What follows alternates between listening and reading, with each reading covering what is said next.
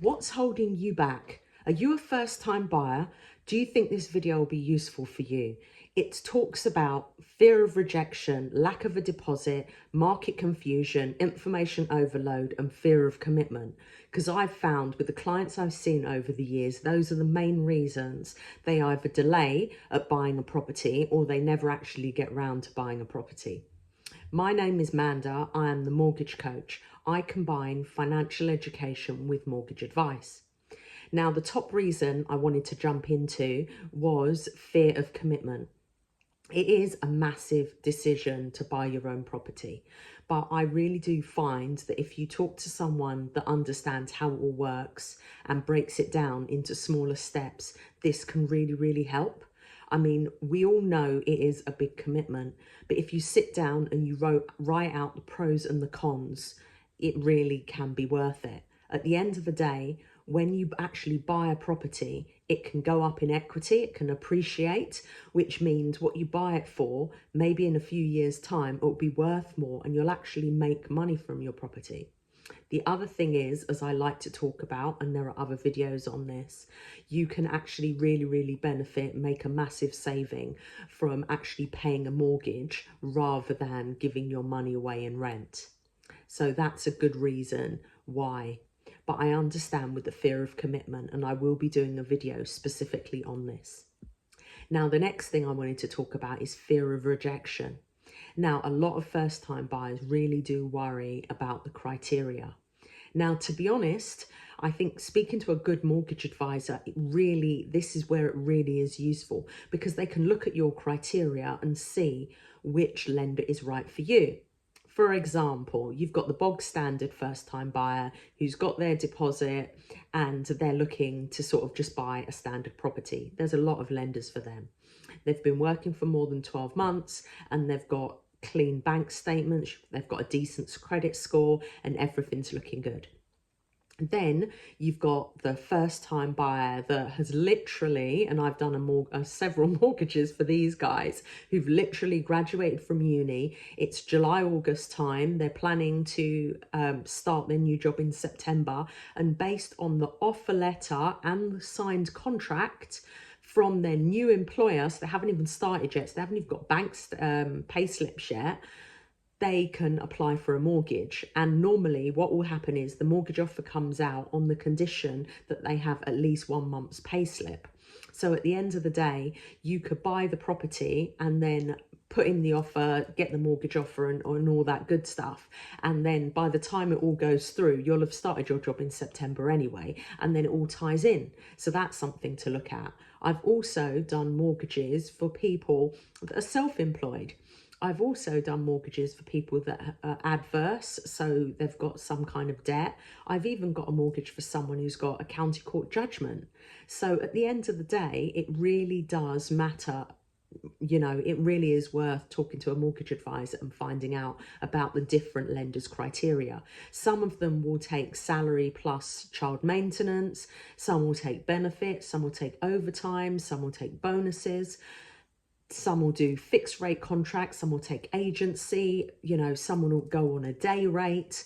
There are so many different options and so many different lenders out there. And as a whole of market lender, which means I have access to the majority of the lenders, I really can help. So it's always worth, and there are a lot of mortgage advisors out there that will do the same. So it really is worth asking that question. The next one is lack of a deposit. And what I'd say about that is, firstly, you can get 100% mortgage, so you don't need a deposit at all. Secondly, you can do a second charge on someone else's property. Thirdly, you can actually just put in a saving plan, and I can give you tips and the accounts that are good to use in order to save for a deposit. I can happily do that, and I'll do a video on that next time, or I'll put it within the playlist. But there are different ways of saving up for a deposit. The next thing is market confusion. Now, what I mean by that is a lot of people are trying to figure out when is the best time to buy. Now, it swings and roundabouts really, because when the interest rates went up so high that people couldn't get a mortgage, property prices started to go down. So on the one side, it was great because property prices were going down, but on the other side, the interest rates were high, so it was difficult to get a mortgage. Now, as soon as the interest rates start to go down, the demand for property goes up, which means the price of property goes up. So I think what I'm trying to say is, you've got to find a balance really, and you've got to look at it, and I would make sure I am mortgage ready, so then when I do find a property that I can afford, I can just jump into it, as opposed to trying to follow the market. Because from my experience, and I bought back when I was 22, property prices tend to increase every 10 years anyway. So if you buy a property and you hold on to it for a certain amount of time, it's going to increase. It doesn't matter when, you know, in the cycle you actually bought it. So I hope that helps. The other thing is information overload. I've had a lot of first-time buyers come to me and they ask me, how does it all work? And I basically explain it to them. But before I've even finished explaining it to them, they first start talking about how their mother or their father told them this way, or a friend told them that way, or someone told them this, or someone told them that. And obviously there's a lot of YouTubers out there that are also giving advice. At the end of the day, I think if you can find someone who actually does know their stuff, like for example, myself, I bought, as I mentioned earlier, when I was 22. I did then a remortgage at 27 and bought another property and rented out the first property. I've done several mortgages and buy-to-lets and remortgages for myself, and I'm also a mortgage advisor, have been for the last 5 years. So for me, I do have the experience. I also was an accountant for 20 years and I'm a financial coach, so I do have a lot of knowledge to give people. So you need someone like myself who is an actual mortgage advisor.